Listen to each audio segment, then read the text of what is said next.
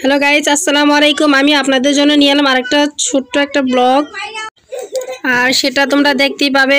আমি কি দেখতে থাকো। তার জন্য এখানে আমি একটা বড় বলের মধ্যে গুঁড়ি নিয়েছি, আর গুঁড়িগুলো আমি আতপ চালের গুঁড়া নিয়েছি। এগুলোকে ভিজিয়ে তারপর আমি মেশিন থেকে ভাঙিয়ে এনেছি। তারপর এখন এগুলোকে টেলে নিতেছি। এই যে এভাবে টেলে নিতে হবে, একদম ঝরঝরা করে। তো এখন একটা পাত্রে পানি ফুটিয়ে এখন এই যে এভাবে কাই করে নিয়েছি, ভালোভাবে মতে নিতে হবে। এই যে দেখো আমারটা কেমন হয়েছে, কত সুন্দর করে মতে নিয়েছে। এখন এটাকে ভালো করে মতে নিয়ে এখন এই যে এভাবে বেলে নেবেন। আপনারা যে দেখতে পাচ্ছেন কীরকমভাবে বেলে নিচ্ছি। এই যে দেখুন, তেল দিয়ে বেলে নিতে হবে।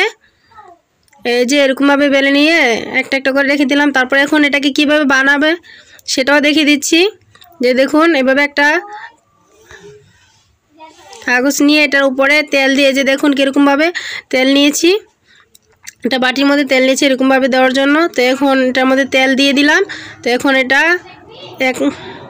এঁকে নিতেছি। এই যে দেখুন, এভাবে এঁকে নিয়ে তারপর এই যে এভাবে একটু একটু করে কাঁটাটা দিয়ে এভাবে তুলে নিতে হবে। দেখো কত সুন্দরভাবে উঠে যাচ্ছে। ওয়াও, কত সুন্দর হচ্ছে। তোমরাও এভাবে ট্রাই করবে বাসায়, দেখবে প্রথম হবে না, তারপর আস্তে আস্তে হয়ে যাবে।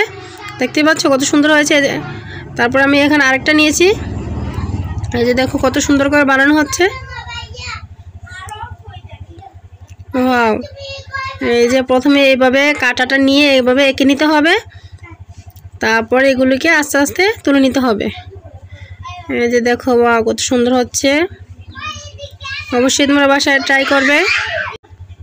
আর পিঠাগুলো খেতে অনেক স্বাদ। দেখতেই পাচ্ছ কত সুন্দর করে এঁকে নিচ্ছে। তো এখন এভাবে কেটে নিতে হবে। এই যে দেখো এভাবে ফুলগুলো তুলে নিচ্ছে। এই যে আস্তে আস্তে করে দেখিয়ে দিচ্ছি। এই যে দেখো কত সুন্দর করে তুলতেছে। ওয়াও, তোমরা সবাই অবশ্যই ট্রাই করবে। আর এই যে দেখো কীভাবে এগুলোকে সাইড কেটে নিচ্ছে। এটা কত সুন্দর হয়ে গেল।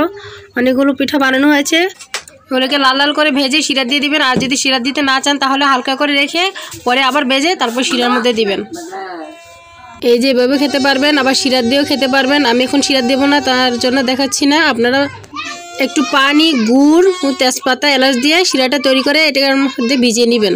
আর এই যে দেখো এখানে আরেকটা পিঠাও দেখাই দিচ্ছি। এই যে এটাকে শামুক পিঠা বলে। এই যে দেখো এভাবে গোলা করে নিয়ে তারপর চিরুনি দিয়ে নিজের ওইভাবে গোলা করে নিতে হবে। তারপর একটা চিরুনির উপর রেখে আরেকটা চিরুনি দিয়ে এভাবে চেপে চেপে নিয়ে তারপর বানাতে হবে। এগুলোকে বলে শামুক পিঠা বা ঝিনুক পিঠা। আমার রেসিপিগুলো কেমন হলো সবাই কমেন্টে জানাবা এবং সাবস্ক্রাইব করবা।